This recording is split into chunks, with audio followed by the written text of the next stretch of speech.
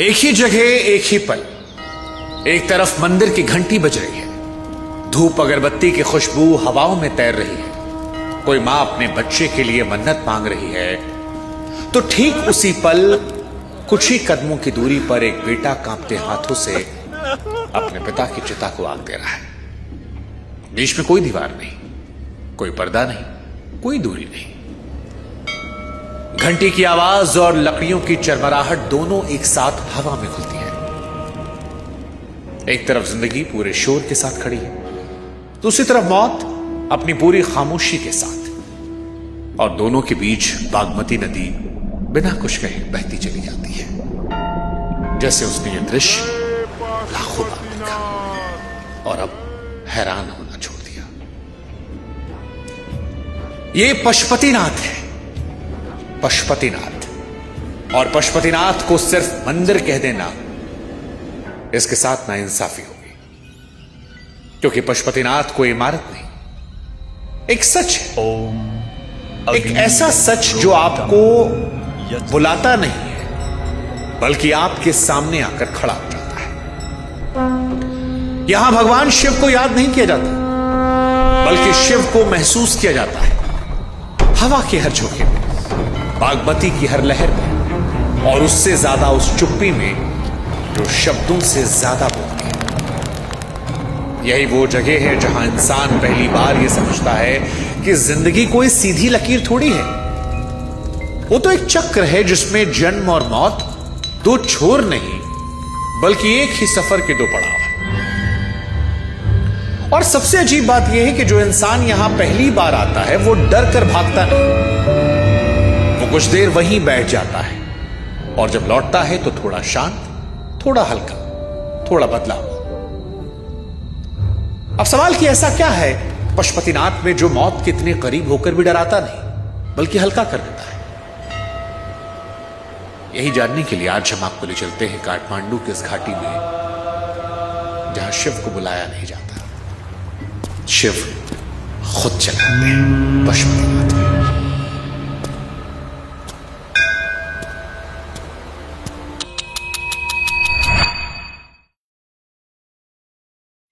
नमस्कार, मैं हूं शुभांकर मिश्रा और भक्ति बुक की इस कहानी में आपका बहुत बहुत स्वागत है। आप में से लाखों लोग हर रोज हमें भक्ति बुक के माध्यम से देखते हैं। हमारी गुजारिश है कि अगर आप हमें फॉलो भी कर लेंगे तो हम आपके लिए ऐसी और कहानियां लाते रहेंगे, हमारा आपका रिश्ता और मजबूत हो जाएगा। अब बात पशुपतिनाथ की करते हैं। पशुपतिनाथ, जहां मौत को छिपाया नहीं जाता। अगर पशुपतिनाथ को सच में समझना है तो मंदिर के अंदर खड़े होकर घंटियों की आवाज सुन लेना काफी नहीं है। आपको वहां बागमती नदी के किनारे बैठना होगा, आर्यघाट पर जाना होगा, वहीं जहां मौत को न छुपाया जाता है, न ढका जाता है, न किसी पर्दे के पीछे ले जाया जाता है। यहां मौत खुले आसमान के नीचे होती है, जिंदगी के ठीक बीचों बीच, और यही बात इस जगह को डरावना नहीं बल्कि सच्चा बनाती है।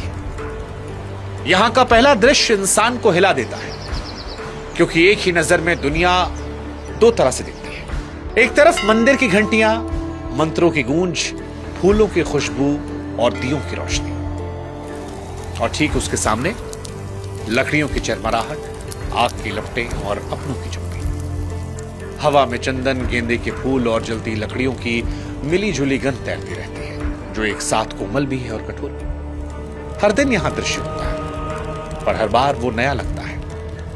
एक शव बांस की खाट पर लाया जाता है, अपने चुप है, रोना है, शोर नहीं है। मां की आंखें सूजी हैं, पर शायद आंसू समझ गए हैं कि यहां बहने से कुछ नहीं बदलेगा। बेटा कांपते हाथों से आग देता है, और आग धीरे धीरे शरीर को अपनी भाषा में समझाने लगती है। कुछ ही घंटों में वो शरीर जिसे थोड़ी देर पहले नाम, पहचान, रिश्तों और यादों से जाना जा रहा था, वो राख बन जाता है, और वही राख बागमती में बहा दी जाती है। बागमती भी बिना कोई सवाल किए उसे अपना लेती है। यह दृश्य क्रूर नहीं है, कठोर भी नहीं, यह सीधा है। लेकिन इंसान शायद सीधेपन से डरता है। आज की दुनिया मौत को छिपाने की कोशिश करती है, अस्पताल के बंद कमरों में, मशीनों के पीछे, जहां मौत एक हार बन जाती है। पर यहां मौत एक सच है, न शर्म की बात, न छिपाने की चीज, बस एक सच। और यही वजह है कि यहां का दुख अलग होता है। क्योंकि दर्द है पर तमाशा नहीं, आंसू है पर भीतर एक गहरी शांति है। जैसे ये जगह खुद सिखा रही हो कि मौत पर सवाल नहीं उठाए जाते, मौत को तो समझा जाता है, और जब वो समझ में आए तो डर अपने आप चला जाता है। अब सवाल कि क्या ये सब मौत को सुंदर दिखाना नहीं है?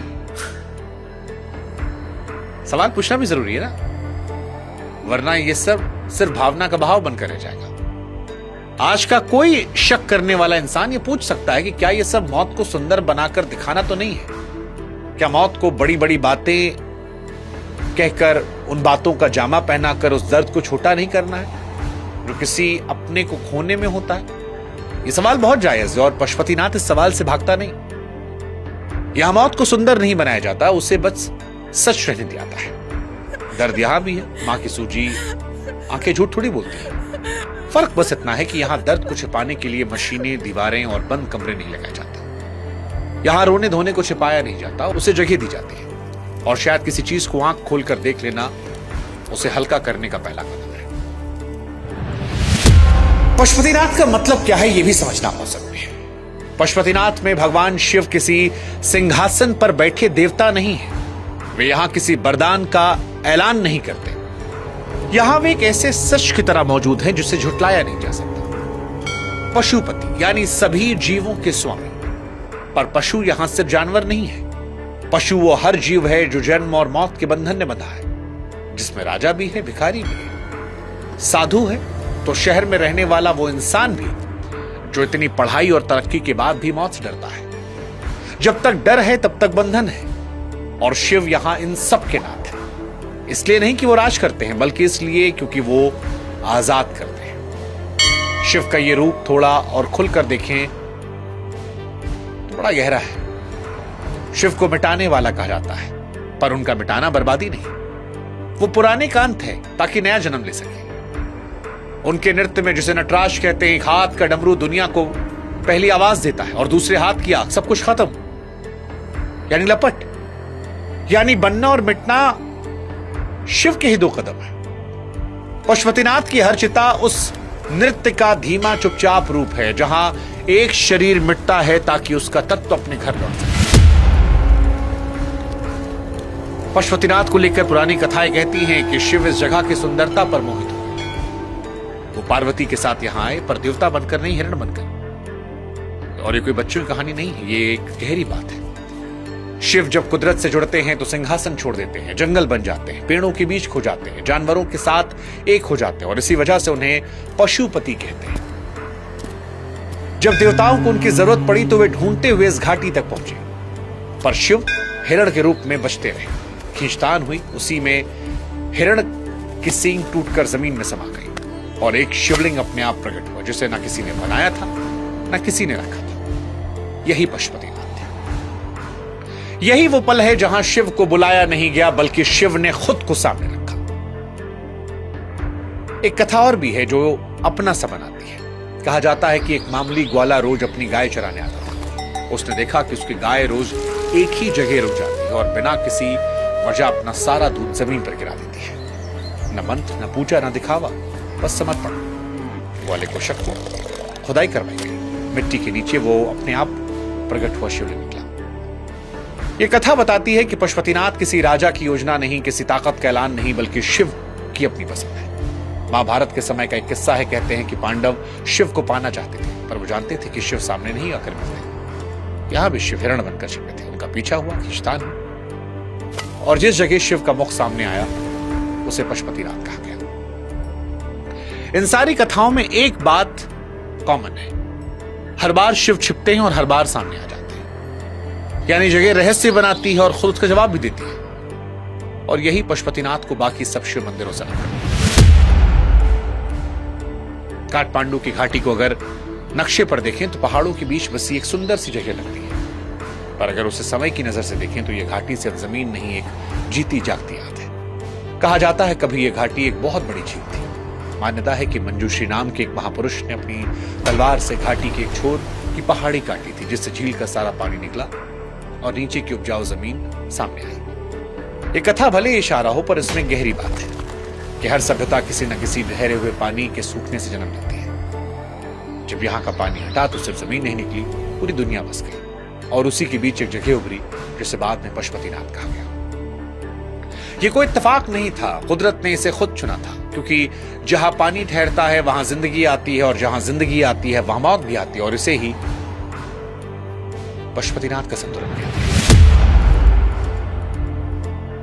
इस मंदिर को समय भी नहीं तोड़ पाया। इस जगह की जड़ें बहुत गहरी हैं। पक्के सबूत इस मंदिर को करीब 1500 साल से पुराना बताते हैं। लिखित रिकॉर्ड लगभग 4वीं-5वीं सदी तक लेकर जाते हैं। परंपरा तो इससे भी कहीं पुरानी है।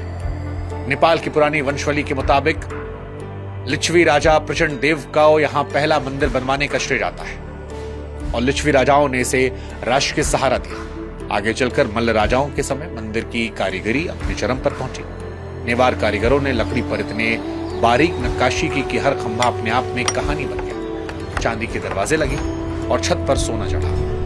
आज जो 2 मंजिला छतरी नुमा मुख्य मंदिर खड़ा है उसका मौजूदा रूप दीमक और भूकंपों से पुराना ढांचा खराब होने के बाद सन 1692 में राजा भूपतिंद्र मल्ल के समय बनाया गया। यह सजावट का दिखावा नहीं बल्कि लंबे समय तक टिके रहने की तैयारी थी। अंदर रखा शिवलिंग भी आम नहीं। इसके चारों दिशाओं में 4 मुख और परंपरा के मुताबिक इसके 4 मुख्य पुजारी दूर कर्नाटक से आए विद्वान भट्ट ब्राह्मण होते हैं। सन 1934 में भूकंप आया तो काठमांडू हिला, मंदिर को नुकसान पहुंचा लेकिन फिर खड़ा। साल 2015 के भयानक भूकंप में धरती फिर से कांपी। सदियों पुरानी इमारतें गिरी, इतिहास मलबे में तब्दील हुए। परिसर की बाहरी इमारतों को भी नुकसान हुआ लेकिन मुख्य मंदिर और उसका भीतरी हिस्सा खड़ा रहा। जैसे समय खुद इसके सामने रुक जाता, जैसे जगह कह रही हो कि जो समय से बना है उसे समय नहीं तोड़ सकता। यही वजह है कि सन 1979 में यूनेस्को ने इस पूरे परिसर को दुनिया की धरोहर माना। हालांकि भूकंप ने सिखाया भी। 2015 में इस सच को गहरा किया। उस दिन धरती कांपी थी। काठमांडू का इतिहास एक झटके में टूटा था। सदियों पुरानी इमारतें ढही थी, लोग मारे गए थे, चारों तरफ चीख पुकार थी। आर्यघाट पर चिताएं लगातार जल रही थी। जैसे जिंदगी कह रही हो कि हालात चाहे जैसे हो मैं रुकूंगा नहीं। उस दिन लोग यहां पूजा करने नहीं आए, खुद को संभालने आए, रोने नहीं मनाने आए। पशुपतिनाथ उस दिन मंदिर नहीं एक सहारा बन गया था। ऐसा सहारा जो झूठी तसल्ली नहीं देता, सच के साथ खड़ा रहता है। अगर आप बागमती के किनारे जाकर बैठें तो धीरे धीरे समझ आता है कि यह जगह मौत की नहीं डर का अंत करती है। ये जगह आपको ये नहीं सिखाती कि बचा कैसे जाए, ये सिखाती है कि जिया कैसे जाए, पूरी सच्चाई के साथ ये जानते हुए भी कि अंत तय है और शायद यही इस जिंदगी को हल करना। बागमती नदी इस पूरे सच की चुपचाप गवाह है। न सवाल पूछती है, न जवाब देती है, बस बहती रहती है। कैसे कह रही हो कि जो आया है वो एक दिन जाएगा, जो गया है वो भी कहीं ना कहीं आज है, बस रूप बदला है। यही वजह है कि बागमती को मुक्ति देने वाली नदी भी माना गया। पर यहां मुक्ति कोई जगह नहीं, एक समझ है। यह समझ कि आप शरीर नहीं है, आप उससे कहीं आगे। शाम होते होते बागमती किनारे आरती होती है, दिए जलते हैं, मंत्र गुजरते हैं, हवा में धूप अगरबत्ती खुशबू फैलती है और कुछ ही दूरी पर चिताएं जलती है। आरती और अंतिम संस्कार साथ साथ, कोई टकराव नहीं, कोई झगड़ा नहीं। यही पशुपतिनाथ का सच है। यहां जिंदगी और मौत साथ साथ। पशुपतिनाथ के आंगन में बैठे साधु कोई दिखावा नहीं करते। वे इस जगह की जीती जागती पहचान है, चलते फिरते सवालों के जवाब है जिनसे इंसान बचता है। राख से लिपटे उनके शरीर, उलझी जटाएं, भीतर तक झांकती आंखें, ये सब उस जिंदगी का इशारा है जो सुख भोग से आगे निकल चुकी है। राख यहां रिवाज नहीं, रोज की याद है। हर दिन बागमती किनारे जलती चिताओं से उठती राख इन साधुओं के शरीर पर लगती है, जैसे खुद को बार बार याद दिला रही कि जो सामने जल रहा है वो एक दिन हमारा भी होगा। और ये डरने के लिए नहीं, आजाद करने के लिए। क्योंकि जिस दिन इंसान मौत को देखना सीख लेता है उस दिन से उसका झूठा घमंड अपने आप गिरने लगता है। इन साधुओं में हर तरह के लोग मिलते हैं। कोई सालों से चुप्पी का व्रत लिए है, कोई बड़े बड़े ग्रंथों को जानकार है, कोई धुएं में खोया दिखता है, कोई आपको देखकर मुस्कुराता है जैसे पहले से जानता। ये साधु दुनिया से कटे नहीं है, उससे चिपके हुए बस नहीं है। वे खाते हैं, पीते हैं, हंसते हैं, चलते हैं, पकड़ते नहीं, और यही अलग बनाता है। पशुपतिनाथ का साधु जिंदगी को ठुकराता नहीं बल्कि जिंदगी को आर पार देख चुका है। ये सवाल पूछता है कि हम क्यों सब कुछ पकड़ना चाहते हैं। आज का इंसान हर चीज को पकड़ने में यकीन रखता है। नाम पकड़ना है, पहचान पकड़नी है, नौकरी पकड़नी है, रिश्ते पकड़ने हैं, यादें पकड़नी है, जिंदगी पकड़नी है। और चाहता है कि सब कुछ टिका रहे, शरीर बूढ़ा ना हो, समय धीरे चले, मौत टलती रहे, यहीं से डर पैदा होता है। क्योंकि जब आप किसी ऐसी चीज को टिकाने की कोशिश करते हैं जो टिकने वाली नहीं, तो डर आपकी जिंदगी का पक्का हिस्सा होता है। सोचिए, हमारी ज्यादातर चिंताएं इसी एक जड़ से निकलती है। खोने का डर, नौकरी खोने का, रिश्ता खोने का, जवानी खोने का और आखिर में जिंदगी खोने का। हम जितना कसकर पकड़ते हैं उतना ही कांपते हैं, क्योंकि पकड़ का दूसरा नाम डर है। पशुपतिनाथ इस डर से टकराता है। यहाँ शरीर जलते हैं, राख बहती है, हर दिन याद दिलाया जाता है सब कुछ छूट जाएगा। और सबसे अजीब बात यही, मान लेना इंसान को सबसे हल्का करता है। जिस पल आप स्वीकार करते हैं कि आप कुछ भी नहीं, उस पल आप हर चीज को बिना डर के जी पाते हैं। पशुपतिनाथ में महाशिवरात्रि के दिन यह टकराव सबसे ऊंचे रूप में जाता है। 15 लाख से अधिक साधु, हजारों साधु नेपाल, भारत, दुनिया कोने से यहाँ पहुंचते हैं और हर तरफ ओम नमः शिवाय, ओम नमः शिवाय का शोर होता है। एक लय होती है, यहाँ कोई खास इंसान नहीं होता, कोई अलग लाइन नहीं होती। अमीर, गरीब, पढ़े लिखे, अनपढ़, देसी विदेशी, सब एक कतार में होते हैं, एक सच के सामने। उस दिन साफ दिख जाता है, शिव किसी एक तबके के नहीं। उन्हें ना पहचान चाहिए ना प्रचार, बस वो इंसान चाहिए जिसमें अपने भीतर झांकने की हिम्मत हो। और यही वजह है कि पशुपतिनाथ में शिव को पाने का मतलब कुछ जोड़ना नहीं, बल्कि बहुत कुछ छोड़ना है। यहां सबसे बड़ा मंत्र कोई शब्द नहीं, चुप्पी है। आप जितने शांत होते हैं, ये जगह उतने ही बोलने लगती है। यहां सवालों के सीधे जवाब नहीं मिलते, यहां सवाल ही बदल जाते हैं। और कई बार यही सबसे बड़ा जवाब है। अब सवाल है, क्या आपको काठमांडू जाने की जरूरत है? क्या आपको पशुपतिनाथ जाने की जरूरत है? नहीं। ये सच आपके शहर के शमशान में भी ठीक वैसा ही है, जिसे हम वहां देखने से कतराते हैं। हमने मौत को अस्पतालों में बंद कर दिया, गिनतियों में तब्दील कर दिया, खबरों की पट्टियों में समेट दिया, दूर रखा ताकि याद ना आए। पशुपतिनाथ बस इतना करते हैं कि वो सुविधा छीन लेते हैं। यहां मौत दूर नहीं होती, सामने होती है, खुले आसमान के नीचे, जिंदगी के बीच। और आप चाहे जितनी बार नजरें फेर लें, वो सच सामने रहता है। इसलिए जगह डराती भी, हल्का भी करती है। यहां आकर समझ में आता है कि मौत कोई हादसा नहीं है, जिंदगी का एक पक्का सच है। और जो इंसान इस सच को मान लेता है, वो जिंदगी को ज्यादा सच्चाई से जीने लगता है। वो कम डरता है, कम पकड़ता है, कम झूठ बोलता है, दुनिया से, खुद से भी। तो शायद असली तीर्थ काठमांडू नहीं, वो नजर है जो किसी भी चिता को बिना भागे देख सके। वो नजर जो आपके शहर में है। बाकी पशुपतिनाथ कोई चमत्कार का नाम नहीं है, कोई वरदान का नाम नहीं है, कोई गारंटी नहीं कि जिंदगी आसान हो जाएगी। पर इतना जरूर है कि पशुपतिनाथ अगर आप जाते हैं तो इंसान के भीतर का कुछ छूट जाता है, भरम टूट जाता है, सब कुछ काबू में होने का घमंड टूट जाता है, यकीन टूट जाता है कि सब कुछ हमारे साथ है। और ये टूटना ही पशुपतिनाथ का असली प्रसाद है। जब आप लौटते हैं तो साथ में फूल नहीं, तिलक नहीं, कोई चमत्कारी कहानी नहीं, सवाल आते हैं जो शांत है, सच्चे हैं कि मैं कौन हूं, किससे डर रहा हूं, जो मैं पकड़ कर बैठा हूं सच में मेरा है, और अगर अंतः है तो मैं जिंदगी से डरा क्यों? ये सवाल परेशान नहीं करते, हल्का करते हैं, क्योंकि पहली बार इंसान समझता है कि शायद दिक्कत मौत नहीं, दिक्कत मौत से भागना है। इसीलिए पशुपतिनाथ से लौटते समय इंसान के हाथ खाली होते हैं। ना वो फूल लेके आता है, ना प्रसाद, ना चमत्कार, पर अंदर से कुछ बदल कर, कुछ महसूस करके जाता है, जैसे किसी ने बहुत देर से किसी कोई बोझ को चुपचाप उतारा हो। पशुपतिनाथ आपको अच्छा इंसान बनाने का दावा नहीं करता, या आपको धार्मिक बनाने की कोशिश नहीं करता, बस आपको आपके सामने रख देता है, बिना सजावट, बिना झूठ। और शायद यही सबसे मुश्किल है, खुद को देखना, सच में देखना सबसे कठिन काम। शायद यही वजह है कि सदियों बाद भी जब राजवंश बदले, दुनिया बढ़ी बिगड़ी, भूकंप पाए गए, समय ने सब कुछ परख लिया, तब भी पशुपतिनाथ खड़े हैं। क्योंकि वो सिर्फ पत्थरों से नहीं, सच से बने, और सच कभी गिरता नहीं। क्योंकि यहां सच शिव को मूर्त के तौर पर नहीं लाता। शिव हवा है, शिव राख है, चुप्पी है, जागती समझ है, जिससे हम सब बने हैं। और जब आप यहां से लौटते हैं तो शिव आपके साथ नहीं, आप शिव के साथ लौटते हैं। थोड़े शांत, थोड़े हल्के, थोड़े ज्यादा सच्चे। इसलिए पशुपतिनाथ कोई पाने की जगह नहीं, वो जगह है जहां आप बहुत कुछ छोड़कर लौटते हैं। और यही सबसे बड़ा वरदान पशुपतिनाथ का है। पशुपतिनाथ की कहानी कैसी लगी? अच्छी लगी हो तो अपनों से शेयर कीजिएगा।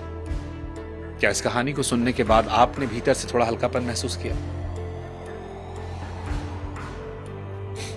क्या आप पशुपतिनाथ गए हैं? नहीं गए तो जरूर जाइएगा, नहीं भी जाते हैं तो दिल से याद कीजिएगा। अगर जाते हैं तो हमारी तरफ से भोलेनाथ को प्रणाम करिएगा, और अगर अब तक नहीं जुड़े हैं तो जुड़िएगा। रिश्ता मजबूत होगा तो ऐसी और कहानी आप तक पहुंचाएंगे। ओम नमः शिवाय। जय भोलेनाथ, जय पशुपतिनाथ।